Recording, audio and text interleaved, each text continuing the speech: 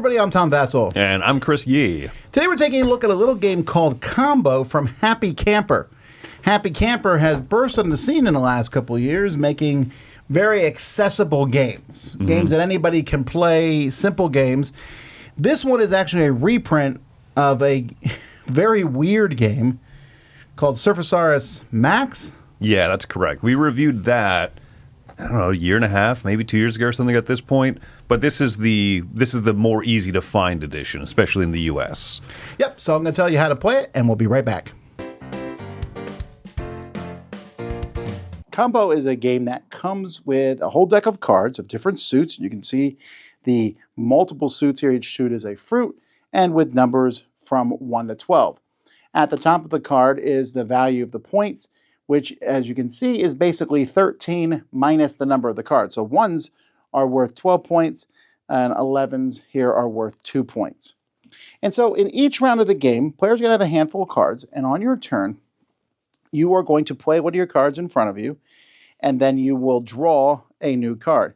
And each person is going to be playing cards. Now, what you're trying to do is you are trying to get it to the point where you are playing cards that are part of the best poker hand, or the best combo, as this game is. But they are essentially poker hands.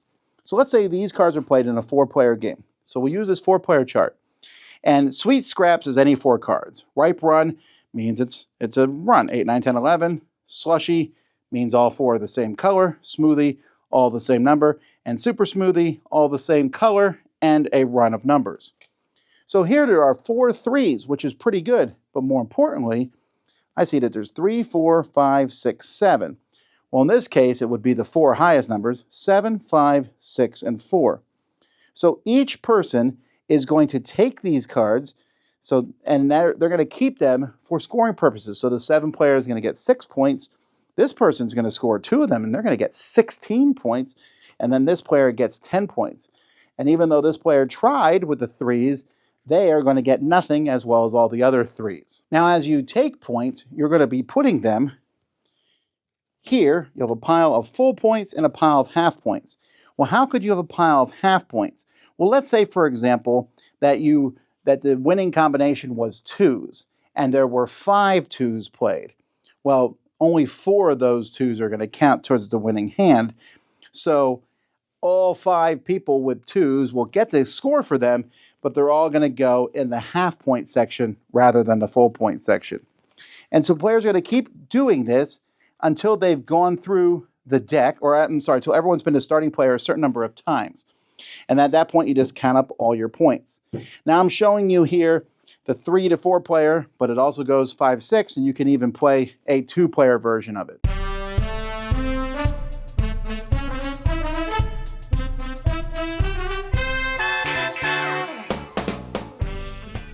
So theme-wise, I was not thrilled when they changed to Surfasaurus Max because I love the quirky, weird dinosaurs on surfboards, and it was a game that was not afraid to just be weird. And I love I don't know, I love that. The bright colors and weird theming. Sure, but I talked to the person who owns Happy Camper about that, and he said this will sell better with fruits and stuff. And I get that. And at least it's not a bad cover. Well, it's not a bad production and they look either. Good, right? It's just a good production. Yeah, the original had like a big wooden dinosaur. This has a giant wooden pineapple. It still has some of that kind of cutesy little extra touches and everything. And I will actually say, as someone who said, "Oh, I like the zany dinosaurs," these cards are much more readable. So I think they did a really good job. If you're going to change it, at least change it to make it either more fun or more functional. And they went with far more functional. Yes, take note, everybody. It's okay to put numbers in more than one corner of the card. Here they're in all 4 corners. Now, and the points, I'm a big fan. As silly as it is, you can sit in your old man on a cloud thing and be like, kids need to know how to do math. But having points, full points and half points right on the card just makes it easier. Yeah, just quicker to add it up and everything. So the game, it doesn't really, they don't promote it as poker at all. You're playing combo hands. Right. But they're clearly poker-esque hands where you're doing a straight, and the straight flush is the highest one here. But it's only 4 of them, and I think that maybe that's important, is that you know what I mean? There's no like full house. There's no some of these other things that do tend to there's not trip a up pair. people. And I think that actually makes the game easier, not because they take out those hands, but because figuring out amongst all the cards played which pair then goes with which 3 cards that aren't part of a pair. Right. Like if there's not one of these clearly defined combos, it's the 5 highest cards. And I love that. Yeah, just the 5 highest cards total. So you can it becomes this weird, not negotiating, but as you're playing cards around the table one at a time, you're like, hey, it's kind of leaning this way. Someone want to play that yellow 6 maybe? You know, I mean, and it draws that excitement out of the people because you're trying to sway people into making a specific type of hand. That wouldn't work as well if there were 12 different ranked poker hands. There's just 4, right? And one of the 4 is the 5 highest cards. Right. And to be clear, I think there's 5. You said there's 4? But maybe there's 5. To be clear, there's 5. To be clear, the going around and doing that, I have not played the game with 2. But I cannot imagine that I would miss that back and forth. Yeah. But when there's 6, the chance of lower card scoring is much less, like the 1s or 2s happening because there's just more cards out there. But it still works really well at 6. I think though like 4, maybe 5 is my favorite number. I think that the more players you have, the zanier it is, right? And the more likely that you're 1. You really want that yellow 1 to be part of a straight flush. Well, someone's going to play the 6 and move it to, instead of these 5 cards, these 5 cards. Right. Right. But when it does pay off in a higher player count game, it feels so good. So, yeah, I mean, you're depending on player count, you're going to get slightly different experiences out of it, but not egregiously. I have not played it at 2 though. I will admit I think there's rules with 2 hands or whatever. I haven't gone through that completely. But what I really do enjoy about this game is just how simple it is. You do need to keep in mind that it's a simple, lucky card game, and it's possible for you just to kind of bomb in this game. It also takes 15 minutes. It's not particularly long. And there's a lot of funny things that happen over the course of it. So, but just realize sometimes you play, oh, I wasn't part of that winning hand. How about this time? Nope, not part of that winning hand. But it's so fun and silly that I think that's not a big deal. And then the moments where you do get that big payoff, right? It's not a big denouement to some like big payoff type of thing, but every once in a while you sneak a card and go, yes, I got full points on a 1. That's great, right? The lower cards are harder to score, so they're more points. The higher cards are easy to score, so they're fewer points.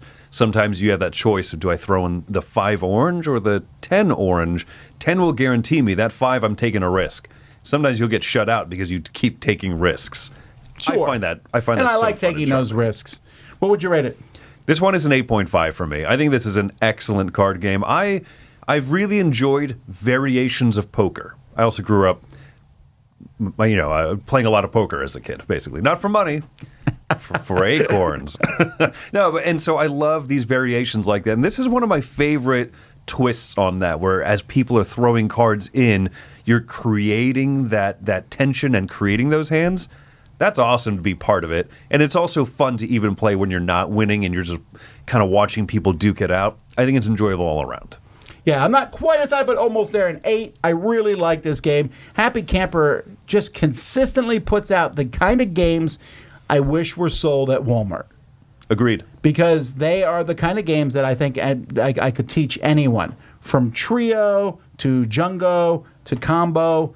Their games are they feel classics. That are Agreed. simple and fun, but they also don't feel stupid. They're good games. Yeah, full agreement there. That's Combo. Check it out. I'm Tom. And I'm Chris. See you next time. Eat your fruit, kids.